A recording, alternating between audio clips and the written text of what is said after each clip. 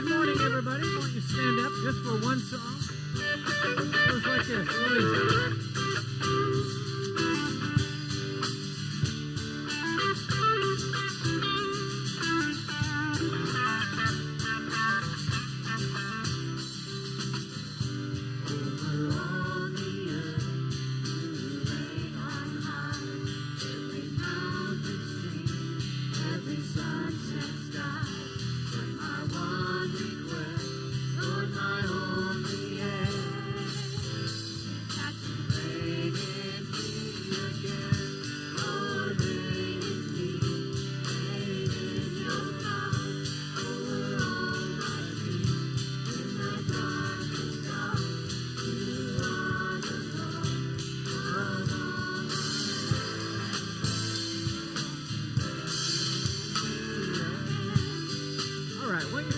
Shake hands, maybe greet somebody around you, somebody you haven't met yet. Just say hi to them. Let them know you're glad they're here.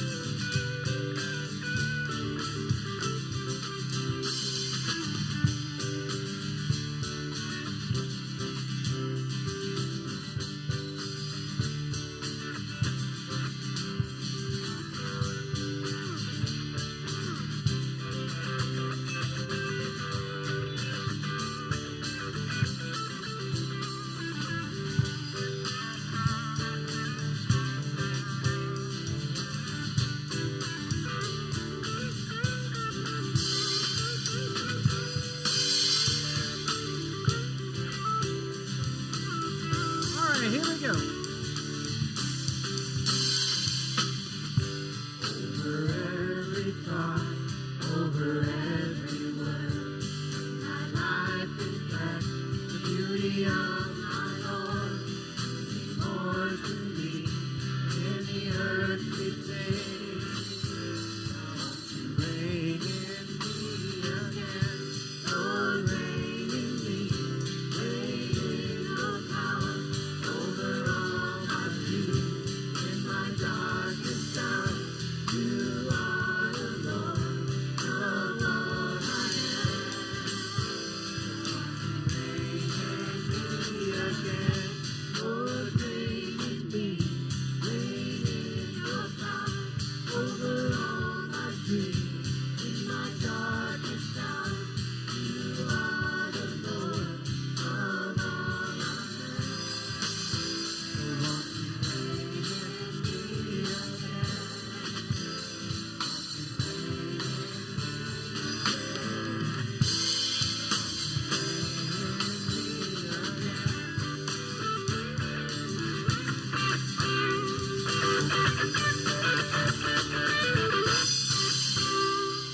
All right, have a seat, everybody.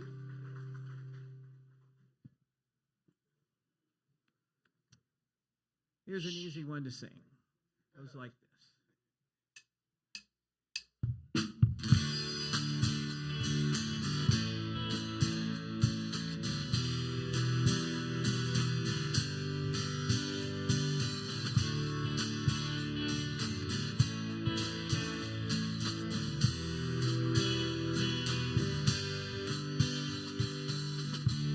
Everybody's got a story.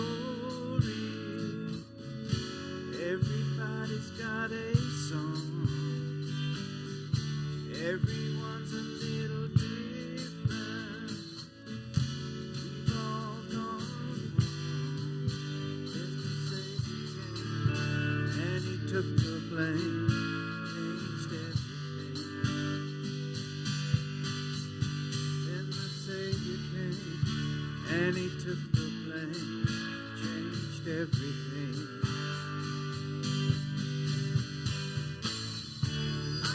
Sing about his forgiveness. I can praise him till the sun goes down. I can say I am a witness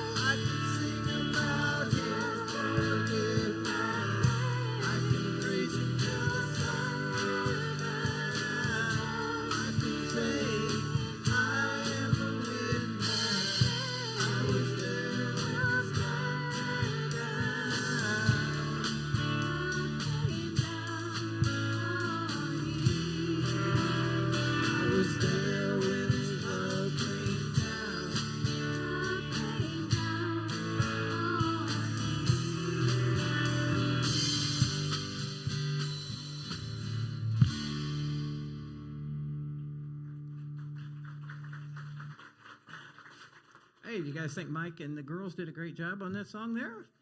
Pretty good. Thank you so much. Well, good morning. It's great to see you again today. Now, some of us are too old to do spring break, and some of us have kids that still do spring break. Some of us, they didn't do spring break when I was young because we were tormented at school and had to be there every day. But you guys know Chris Crelia. He is the principal of Wilson Elementary School over here. And so he had spring break a couple of weeks ago, and he also got married this past year. And so he and his wife, Lori, went to Florida for spring break. That's the good news. The bad news is they had to drive 18 hours each way with all of Lori's families, Chris's new in-laws. So, Chris, how'd that go? Lori's not here right now. You could take it. All right. Good call. Great. Real convincing. You guys did join in the fun. We have a picture of you guys joining in the party down there. So that's great. Fortunately, no one between Chris and Lori were arrested, and no inappropriate photos have been posted online so far. So Chris gets to keep his job for now until word gets out of what really happened. Well, I recently heard a story of a woman who woke up one morning and she looked in the mirror and she noticed she only had 3 hairs on her head. She said, wow, I think I'll braid my hair today. And she did, and she had a great day. Well, the next morning she woke up and looked in the mirror and she only had 2 hairs on her head. She's like, well, I think I'll part my hair down the middle today. On the 3rd day she woke up and she had 1 hair left. She goes, I think I'm going to wear it in a ponytail today. The next day she woke up, not a single hair on her head. She goes, that's great. I don't even have to fix my hair today. Now, being that optimistic and that positive is pretty hard to do on a regular basis, right? It's pretty hard to look at life that optimistically all the time. But there's a verse in the Old Testament that says, today is the day that the Lord has made. Let us rejoice and be glad in it. Now, I know that some of you here have real challenges in your life right now. Real challenges, things that are very difficult, hard issues, things that maybe cause stress, anxiety, maybe even keep you awake at night. However, you also have an all-knowing, all-loving, caring, faithful, forgiving, trustworthy God in your life. In addition to the challenges, you also have that. So I want to say for today, at least for the next 45 minutes, all right, try your best to ignore, put aside your hurts, your challenges, your fears, things about the future that you're concerned about, and like I said, legitimately concerned, but just for now, try to put those things aside and just rejoice in this moment that we have right now together, and try to see life from a more, optimistic standpoint, because you do have God in your life. All right, we're going to sing a song that's so old it will be new to some of you. And there's a guy's part and there's a girl's part. You can really do either one depending on which gender you identify with this morning. You just take your pick, whichever one you want. I figured, buddy, you'd appreciate that. Okay, anyway, here's how it goes.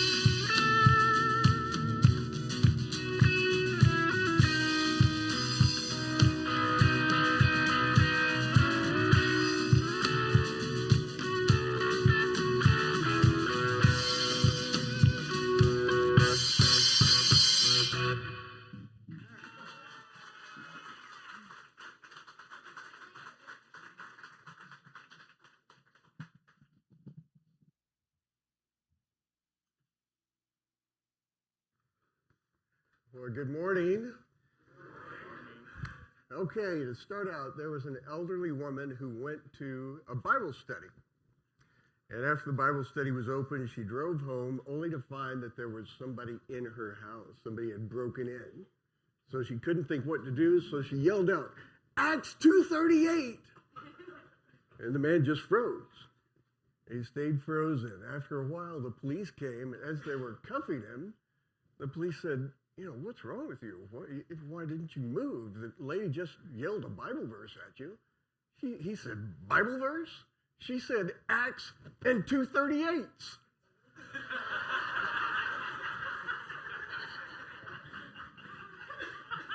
Pistols. Okay. All right. Russ is going to be talking about a couple of brothers today. I never had a brother, which is probably fortunate for whoever was never my brother. But my dad did have two brothers, actually. He had an older brother whose name was Lewis, but he went by Buck. Buck was quite a bit older, and he was buried about 15 years ago in his overalls because that's what Buck wore every day of his life. He also had another brother named Dick. Dick was 16 months older than him, so they were very close. They were close to the same size. They had the same group of friends and all that stuff, and they were your typical brothers. They fought all the time, and I'm not talking about just arguing. I mean, these guys went after it. They were punching each other. Dick was kind of a wrestler. My dad was a boxer, and I mean, they would come in bloodied and black-eyed almost every day. And they did that to each other. But if anybody else in town, my parents were from Heavener, Oklahoma. Anybody know where Heavener is? You know where Heavener is? It's kind of a suburb of Poto, right? So back then in those days, Heavener was a railroad town, and it was rough. It was a tough town. Now, my dad and his brother fought each other, but if any of the other guys in Heavener came after one of them, you better watch out because the Brown boys were going to be on you like white on rice. They fought for each other. As they grew older, they became best of friends, and they became each other's mentor.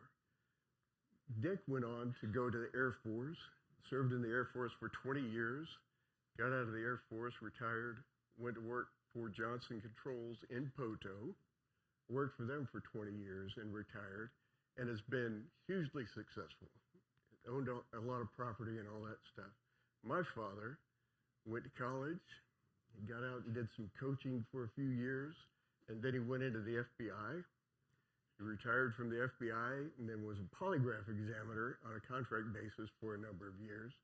He was very successful. They were both great guys, but they wouldn't have gotten where they were. They wouldn't have even become Christians if they weren't each other's mentors. They became Christians at an early age, in high school at an age, and they were really each other's mentors. Dick is a wonderful Christian man. My dad's a wonderful Christian man. They wouldn't have made it without each other. Their dad, my grandfather, was the town drunk in Heavener. They were destined, these two boys were destined to become nothing, just other drunks. That's not how it happened, because they lifted each other up. They mentored each other. They're still best friends. They still talk at least once a week. And they're just wonderful men. Wouldn't have made it without each other.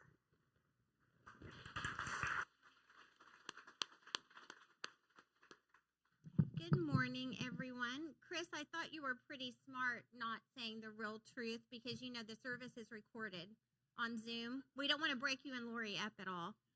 Well, it's good to see everyone here today. I was so excited to see Kathy Bronner here today. I wanted to tell you guys a little advice because, you know, I'm kind of in a similar situation, still grieving, some of you guys too. Mike Moore is the best at this. So do what Mike does. He came up to me one day and he hugged me and he just walked away. And I looked at him and he goes, "I figured you already heard everything, Jana." And I was like, that was the best thing. So give her a hug and walk away. That's it. Don't have to say anything. Well, we have a donation drive coming up. It's starting today. And you can either do a check, cash donations, or bring items. And we're going to do it today, next Sunday, and Easter. And here's how it's going to go. We're going to give donations to little things around town called blessing boxes. And people just put items in these, and then people in the community, when they need items, they just take them out. And it works really well. So it's like, give what you can, take what you need. So you could bring any items. Remember, it doesn't just have to be cans. It could be anything.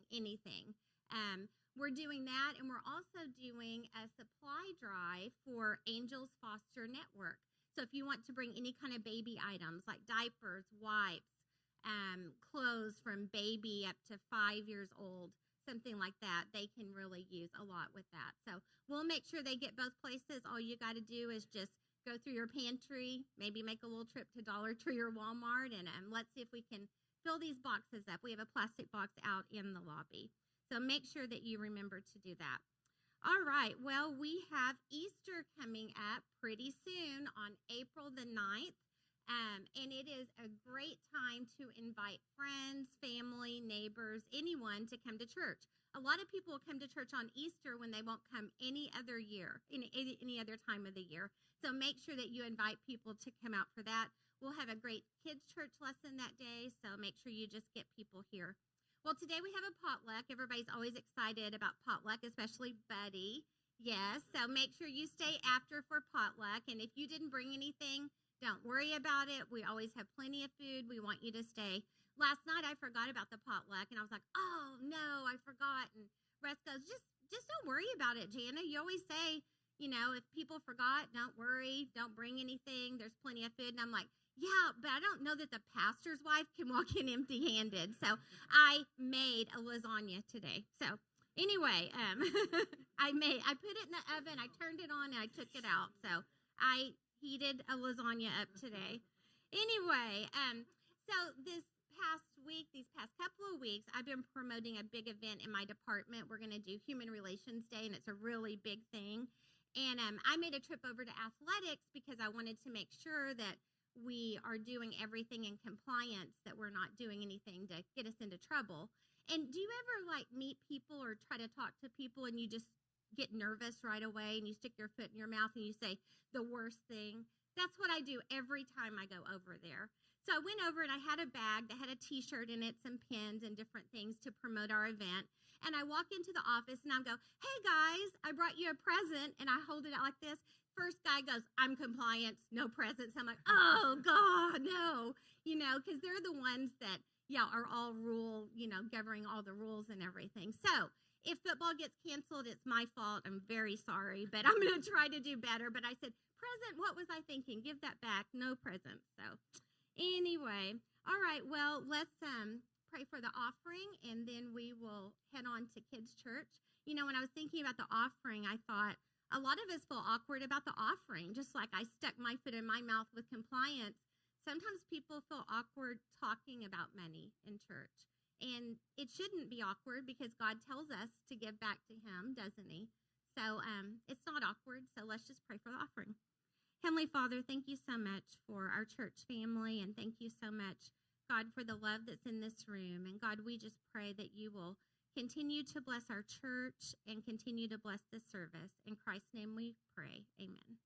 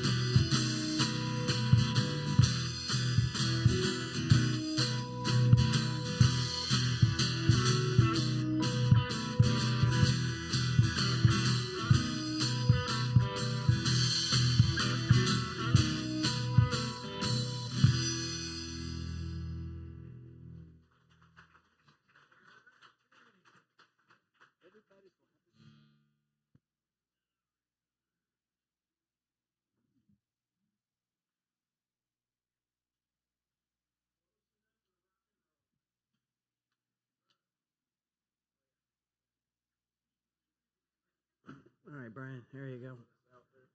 Get you guys out of here.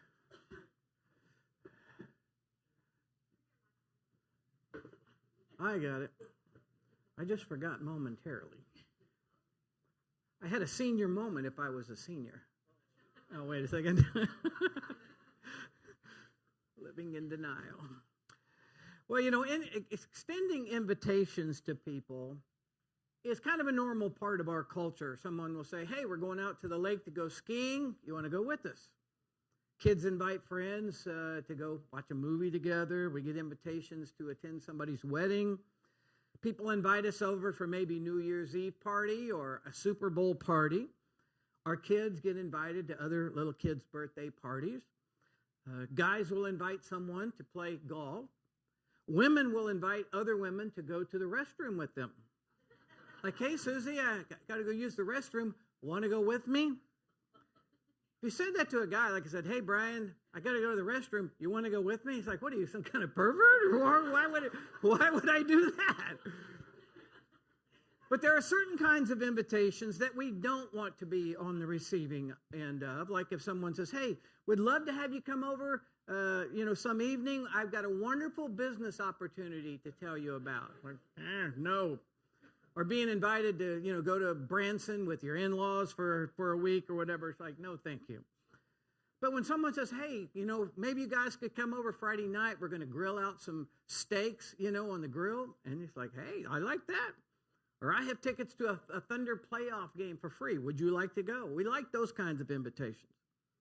The fact is that people don't like the feeling of being left out, of being excluded. None of us like that. We feel good when we are included, when we are invited.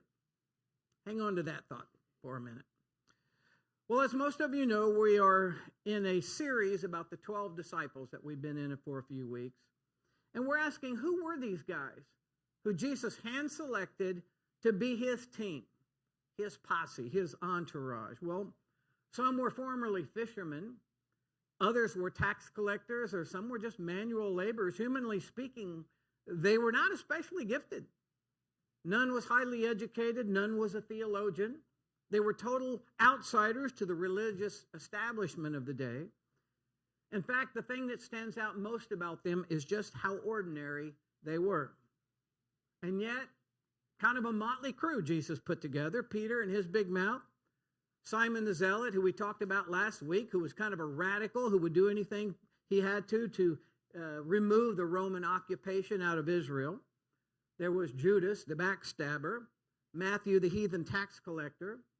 James and John were so prejudiced against the Samaritans that they just said, Jesus, just get them all in one place and just blow them the hell up. Let's just get rid of them. They're worthless. This is the kind of people Jesus is working with. But Jesus takes 3 years with these guys, training, teaching them over and over time. They became transformed into literally world changers. When Jesus ascended into heaven and left them in charge of spreading his message around the world, they took it very seriously. They did it. In fact, today, Jesus Christ has more followers than any other person in the history of humankind. And today we're going to talk about two guys, Andrew and Phillip. And these guys are very significant because they were the first ones to ever invite someone to come and check out Jesus. In John chapter 1, after Andrew began to follow Jesus, one of the first things he does is he goes to Peter and invites him to come and see for yourself. Philip does the same thing with his friend Nathaniel. Because Andrew and Philip just knew that if they could get Peter and Nathaniel to a place where they could come and learn and see and hear Jesus, they'd be hooked for sure. They would have to be because Jesus was so great.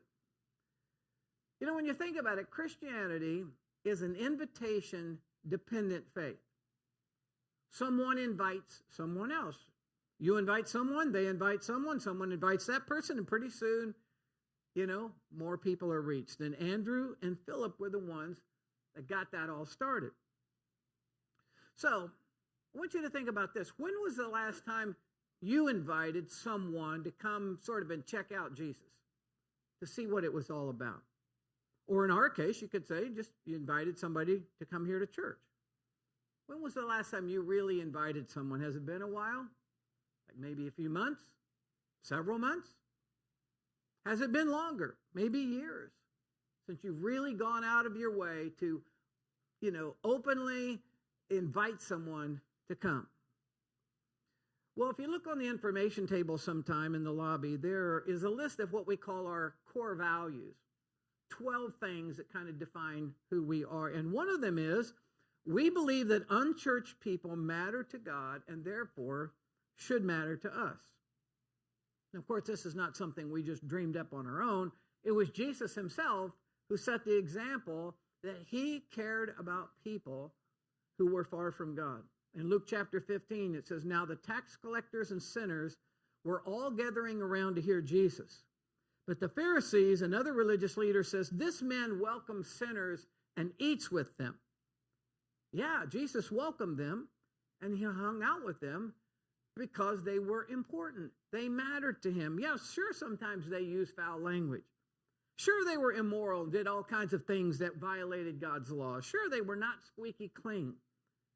But these people mattered to Jesus so much that he eventually gave his life on the cross so that sinners like them and sinners like you and I could have forgiveness and salvation if we would turn to God and ask for it. And in Luke chapter 15, Jesus was kind of saying, hey, don't write these kinds of people off. Yeah, they've screwed up. They've messed up their lives. They've done a lot of things that are dishonor God and so forth. But don't harden your hearts because one time you were probably a lot like them. But even as a sinner, you mattered to God, and so do they. Jesus cared about people who needed God. And I think it's no accident that in Matthew chapter 28, when Jesus is giving his final instructions to his followers just before he ascended back into heaven, his last words that he wanted to leave ringing in the ears of his disciples was, go out, tell others, invite people, spread the news, spread the message of salvation, do everything you can to reach people who are far from God. And this value that lost people, spiritually lost people matter to God, was passed on from Christ to the 12 disciples and then to the early church and on down through the centuries. Now, when I use the term unchurched people, what exactly am I talking about? Well, on a typical Sunday morning, a typical unchurched person is probably, they might be playing golf right now. They might just be relaxing at home with a cup of coffee and the newspaper or getting ready to watch the March Madness. Maybe they're working in their yard. Maybe they're sleeping in. Maybe they're hungover. Maybe they're off visiting relatives. Maybe they went to the lake, but they're not at church. Now, for the most part, unchurched people believe in God. They just don't really give much thought to spiritual matters. And if things don't change according to the Bible, they are headed for a Christless eternity. Now, there are a lot of people out there that fit this category of people who are far from God. Did you know in 1945, 76% of Americans attended church on a fairly regular basis? In 1999, I was really surprised to see this, the number had only dropped to 70% of Americans still felt that they were sort of connected to a church in some way. In 2023, that number's dropped to 47%, and it's going to continue to drop. Did you know that within a 20-minute driving radius just of this building, there are over 250,000 unchurched people? Now, not 250,000 people half of whom are believers, but 250,000, 250,000 unchurched people. They're everywhere, and they matter to God. We know they matter to God. The question is, do they matter to us? Do they matter to you? Well, in Romans chapter 1, verse 16, Paul writes, I am not ashamed of the gospel because it is the power of God for the salvation of everyone who believes. Now, why would Paul even be tempted to be ashamed or embarrassed about the gospel? Well, in his day, Christianity was identified with a poor Jewish carpenter who had been executed. That's kind of how people thought of Christianity. The Romans They didn't think too much of Israel. That was just one more small nation of many that they had conquered and ruled. So how could they be impressed with a poor carpenter who was considered such a criminal that he was crucified? Now, Rome was a proud city. Rome viewed itself as the most powerful, most sophisticated city of the known world at that time. And of course, they weren't going to be impressed by some Christians proclaiming this Jesus, a Jewish carpenter, was the long-awaited Messiah. I mean, what was a Messiah, to these irreligious Romans anyway? I mean, they had no use for information about some obscure religious sect whose leader had died and then supposedly come back from the dead. Yeah. So maybe Paul wrote these words to the Christians in Rome to try to bolster their courage, that by saying, I am not ashamed of the gospel, that perhaps they would not be ashamed of the gospel. Well, let me ask you, have you ever been embarrassed or ashamed that people maybe knowing that you were a Christian or that you go to church? Here's why I think that Paul told the believers in Rome not to be ashamed of the gospel. A philosopher of that day referred to Rome as a cesspool of iniquity. Another called it a filthy sewer. Along with its wealth and military power, Rome, other than that, was kind of a weak nation because it had no moral or ethical foundation. So no wonder Paul wasn't ashamed. He was taking to godless Rome the one message that had the power to change people's lives. Only the gospel can transform sinful, selfish, corrupt people into forgiven, compassionate, honest people. So why be ashamed of a message that can do all that for people? And the same is true for us today. Regardless of people's perception of Jesus, Bible, Christianity, and so forth, the fact is that the gospel has more power to give people what they really want and what they really need than anything else. God can give people purpose and direction for their life. God can cause people to feel loved and cared for and forgiven. God can bring happiness. People can experience God's strength in tough times in their lives. They can build their marriages and their families according to God's blueprints, the ones that actually work. They can find forgiveness for past mistakes and failures, and they can have the assurance that one day they're going to go to heaven forever. Why should we be ashamed to be associated with something that gives all that to people? Why should we be embarrassed to persuade people to give God a chance to do all of those wonderful things in their lives? I mean, I think people who aren't Christ followers are missing out. They're missing out on so many great things. They don't think they are because they probably bought into the negative stereotypes that Christians never have fun, and the more miserable you are, the more spiritual you are, etc., etc. But the reality is that the gospel of Jesus actually delivers more of what people want and need today than does a life of drugs or money or self-centeredness ever could. I mean, that's the reality. So heck no, I'm not going to be ashamed of trying to persuade people to give God a chance in their life, because it's going to improve their life. It's going to transform their lives. It's going to change their eternal trajectory. Well, right now, I've asked someone if they would be willing to come up and kind of share their story, somebody who was invited to our church, and they came, and this morning you're going to hear from them. So let's hear for Sean Bacon to come up.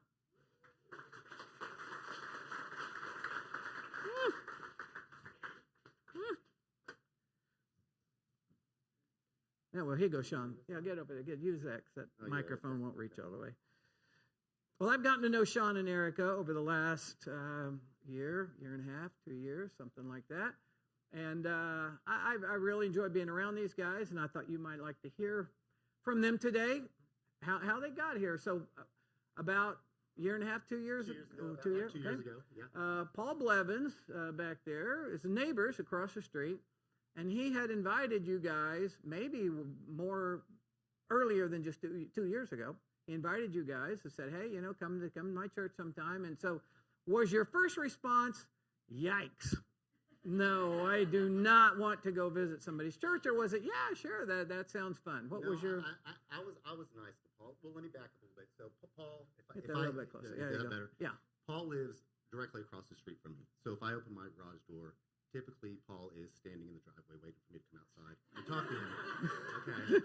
So and just in the beginning, and this is what I like to say, BE. This is before Erica. Okay. This is before Erica. So it was just me in my house, 3 kids, single dad, and Paul would come over and talk to me, and he was just kind of the kooky neighbor across the street. So it was kind of a yikes situation, for sure. And I'd come up with all these excuses in my head before I'd open my garage door to make sure, I had something to tell him and a good excuse. So, anyways, I ended up coming to church. I did come. Nobody remembers me that time. It was before Erica. I came. I don't remember much about that experience. I like to say it wasn't Russ's best performance. What? But thanks for sharing this with me before you got up here. I appreciate that. But that was my first experience with the church. So it was. All right. So then, when Erica comes along and you finally have a really good influence on your life, so then Paul starts working on her, or was it still you? Or no, it's still me. Hadn't worked out. Hadn't got there with Eric quite yet. But over the times, Paul ended up becoming a better and better friend of mine. So it was harder for me to come up with these excuses, and so it wouldn't be anything for me and Paul to send outside, 4 stints of 30 minutes at a time talking about whatever. And Tina ended up talking to me more, being a part of my life, and ended up becoming one of my favorite ladies in my life. So that was important to me. And Eric and I talked about it. We started becoming a couple. We had 4 kids between us, and we knew we needed to get into church. And so that was the second time. That was the second time we really came, and I actually gave it a chance, if you will. It was our time to try to figure out what church we were going to belong to. What did you think when Paul invited you to come? What did you have in mind would happen? Did you think, we're going to be like casting demons out of people and everybody running around yelling, or people with incense, like a Catholic thing? What was in your mind? What would happen? So there's 2 things. Okay, so right down the street, I could throw a rock at the house. I was babysat and grew up at a friend's house, right over here on Highland Parkway. They were the Fosters, and they took me to church as a kid, and we'd go to the First Baptist Church on Main Street. It was a big church, and it was kind of boring for a kid, if you will. Sat there and you waited, try to find your way to escape out to the donut room, and you kind of listened to this boring. It wasn't like this. There was no band. It was just real churchy, if you will. And then later on in life, you go to a place like, you have an experience like a life church, okay, and it's big, and you kind of almost feel like it's like I like to call it a fashion show. Like people go there just to kind of be seen. And so I was coming to this church. Mind you, I kind of got out of my brain that first experience that I had without Erica, and so I thought it was going to be really boring. Is it going to be a mix between this boring church that I thought of as a kid, or is it going to be this fashion show with a bunch of people? And that's kind of what I didn't know what I was coming in on. That was what I thought. But how it really was, right? How it really was, it wasn't like that at all. A small church that, I'm not looking for escape out. There's no fashion show, if you will. And, what? I'm kind of offended by that part. Jana always does great. Yes, okay. Jana always does Thank great. you. That's really good. So you and Erica came, and when you came, I don't remember when you came the first time, but if you come with Erica, your appeal kind of goes up a little bit. You know what I'm saying? Yeah, she does make me look. I think she balances you out pretty good. So then you came, and then you guys decided to come back, though. You came. Paul was happy. Okay, they finally came, but you guys decided apparently to come back. What was behind that? Well, as I looked around, because so we brought our kids with us. We have 4. Like I said, we have 2 older ones, 18, 16, 8, and 7. And you look around, and Quinn's playing with Lyric, and Jana's entertaining Erica, and you guys are inviting us and trying to get us involved. We went out for pizza with Jay and his wife, and kids, CC's with the kids, and there's you made us have a sense of belonging being here. So that's kind of what made us come back a little bit, you know. So when you guys were at home after the first time you came with Erica, what was your conversation on the drive home, or when you're thinking about coming the next Sunday? You remember what you guys like? Sort of what? I would, you know, Erica grew up in church, so she liked it, and the kids like. I was still a little bit more resistant. You know, I still found myself coming here every single Sunday. I felt good when I came. I felt good when I left, but I hadn't bought in yet. I was just coming to kind of appease everybody, and I was seeing that that my family was enjoying it. So that's why I kept coming back. All right. So at some point, So at some point, you decide, hey, I need to get baptized. That's right. So what led up to that, from coming the way you just said to finally going, you know, that's right. I want to make this personal. This is important to me now. It is. So this is what I'd have to say. If I was talking to James Hale and I was telling him about my life, I would say that, you know, if my life was a football game, I kind of played a sloppy first half, and I wanted to clean it up in the second. Okay, so I looked around at all the things of the company I was keeping, you know, all the things I had been done in the first part of my life, and I had these kids, and they're looking at me, and I don't want them to see that I'm just, you know, the unchurched, you know, and you know, just somebody else than the dad that watches football and mows the lawn and drinks beer on the weekend type of a guy. And I wanted them to look up for me and see that there's something more substantial to me, that besides, because they didn't know what I did for a living or anything like that. I wanted them to see that I had faith, and this is going to be a good experience for us.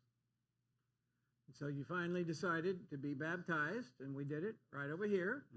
And I did forewarn you that the more... I brought the tub in. I filled it up. Right? Yeah, you did. He brought the tub in. He filled it with water. He took it out. It's like, that's the first time anybody's actually just done everything.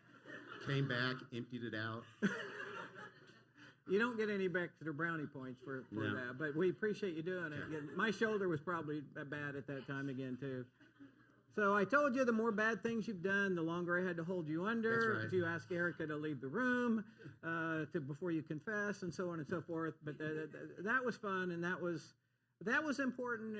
And how do you view that now, looking back? Do you see that as like something, making a kind of a public statement of your faith, going, I'm not just going to have this quietly, you know, I'm ready to announce it to other people that, I'm serious about this. This is the new Sean. That's exactly right. That was the point. You know, like you said when you were getting it done, it's kind of like my wedding in a sense. Like I want everybody to know this is what I'm up to. I want to know everybody know this is what I believe. My kids, my family, everybody, and this is the way I want to. You know, you have to treat me a certain way. This is the way I'm going to treat everybody else, and I want to hold myself accountable for living that life. Yeah, that's good. Well, at some point along the line, you guys decided to start supporting the church, God's work, financially. And so I just thought I would ask you, just like, what brought that on? Yeah, that was a difficult one for me in the get-go. You know, we didn't have a ton of money. You know, between jobs at certain points in time, all sorts of things. But we decided we were going to start giving. And when we started giving, not only financially, but I think the biggest thing is with our time too. You know, we've pulled baby birds out of the women's bathroom, and you know, in the middle of the week, we've me and Jay have thrown away how many couches and love seats and people putting the dumpster out. You know, here, picking up trash between the you know, your other store right next door. Yeah, our other store that we own next door. Yeah. And so you know, we've given our time, and as we give our time and we give our money, it seems to come back threefold, and it just does. It, you know, whether it's you know, Russ calling with a list of stuff for Erica to do to earn a couple extra bucks, or you know, a good tax return. I don't just. It doesn't matter how much we give and how much time. It always comes back. And that's something I'm not going to forget. I can't remember if Paul told me this or Erica told me this, that not long after you started coming, you were getting different jobs and different financial opportunities and you said something like, Well, the church works in mysterious ways. It's actually God works in mysterious ways, but close enough. Like I said, I was part of the young church for a while, so I'm learning how Yeah. all the things, so thank you. I thought that was hilarious. It says the church works in mysterious Yes, ways. the church, But yeah, anyway, that's kind of funny. God. So we sometimes say, all you got to do is invite people and get them here, and then God will kind of take it from there. That God will then work on a person's life if they're kind of ready. Like maybe the first time you came, your heart wasn't ready, or you weren't in a place in your life where you were ready. But when you came, you were ready. How do you feel like that happened with you? We say, all you got to do is just get them here, and God will take it from there. That's a good question. And I want to back up just a second when we talk about giving. Mm-hmm. That same family that I grew up with down the street back in the 1900s, back in 1982 through 89, I walked up and down the street past the church, Yeah. Mm-hmm. all through here. And one cool thing about that best friend I had, and he's still a good friend of mine these days, he married a Guatemalan girl named Diana she's out of Port San Jose, Guatemala. So whenever I knew I was giving, and I knew that Russ is giving 10%, I'm not sure what the percentage is, to Guatemala, I thought to myself, that's something that mm-hmm. is real personal to me. Mm-hmm. So that was that. Can you repeat that last question for me one more time? Look at my notes. Don't tell Sean not to use profanity. No, wait a second. Okay. No, when if somebody, like if people just invite somebody to come, and get somebody there, God will often just take it from there and start working in that person's life if they're kind of at a point spiritually where they're open. That's right. And this is and thinking about that question, I believe that back in 1980 whatever, when I was going to the church with that family right down the street, that was my introduction to God. That was my first invite, right? So if you invite somebody to church, that doesn't mean that they're going to end up at your church.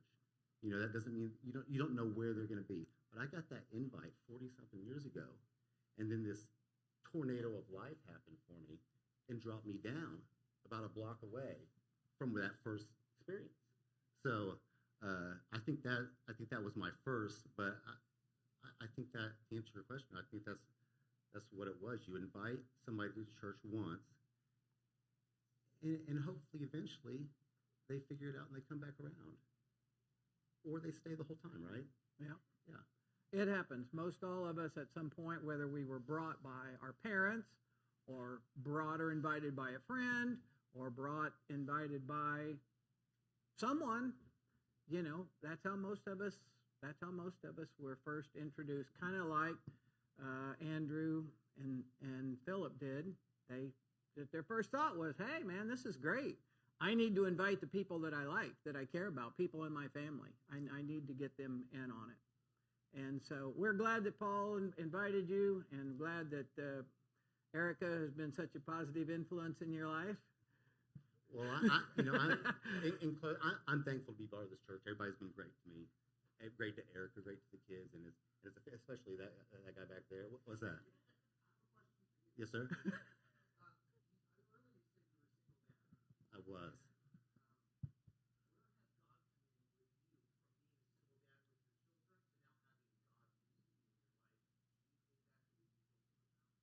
Oh, yeah, absolutely. Every decision that I make, whether it's my kids doing something right or something wrong, I try to think about what God would want me to do, and then I project that onto my kids, and that's really different from how things started. Back when I was a single dad, and I didn't have church in my life, the decisions I made were completely different than they are now. And now they're more intelligent, and I seem to get a better solution and a better resolution using God in my life.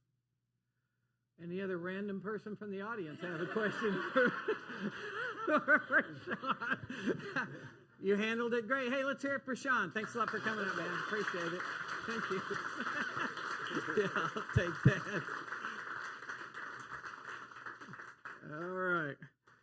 Well, we want to be a place where unchurched people, whether they're an atheist or whether they're seekers, where they can come and find God. They can come with their doubts, their arguments, their questions. They don't have to reform themselves before they come. They just show up just as they are.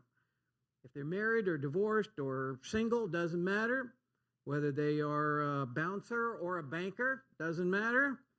Whether they're red, white, black, or blue, Democrat, Republican, pierced body parts or surgically enhanced body parts, we do not discriminate, doesn't matter. We want them to come here so that they can maybe find God and the trajectory not only of their life but of their eternal destiny change. That's what's really important. So what do you say today? We recommit ourselves to being more like Andrew and more like Phillip and more like Paul Blevins, to be inviters and to be includers, to be bolder than maybe we have been, to commit ourselves to praying that spiritually lost people will not only matter to God, but that they'll also matter to us. And maybe even 2 weeks from now is Easter, which is the best time of year to invite because more people are going to go, yeah, sure, I'll go to church on Easter. We could really invite coworkers and family members and friends to come and just see what God does. Well, I hope you'll stay for our potluck lunch. And this time I want to give you a little challenge. In addition to sitting by friends and family that you know, maybe try to sit at a table also with some people that you don't know maybe. You've seen them around, but you don't really know their name. You haven't talked to them much. Maybe do a little bit of that too. And that will help them to feel more included. And it'll expand your circle of friends also. So let's stand. We'll have our closing prayer, and then you guys, hopefully, if you can't stick around, we understand. But if you can, then go on out in the lobby and get some food. We'll set up more tables in here. Lord, today we're really grateful that for people like Sean come up here and tell his story and to see how you've worked in his life in such a way to really change and bring positive things and to bring wisdom and life experience and a sense of love and peace and joy and into his life. And God, we're just really, really grateful that that's what you're in the business of doing. And so we should never be ashamed or embarrassed to try to bring your message to people that can make such a positive difference in their lives. And so, God, I pray that we would go out of here with that determination and just that awareness that we're not pushing something on people that's going to ruin their lives. It's going to make things so much better and even affect their next life. So, Lord, we're thankful for the chance to talk about these things today. We thank you for the food that we're about to eat, and thank you that you provide for us in so many ways, even beyond our basic needs. You've blessed our lives in so many ways. And we pray this in Jesus' name. Amen. Okay, everybody. See you next time or hang around.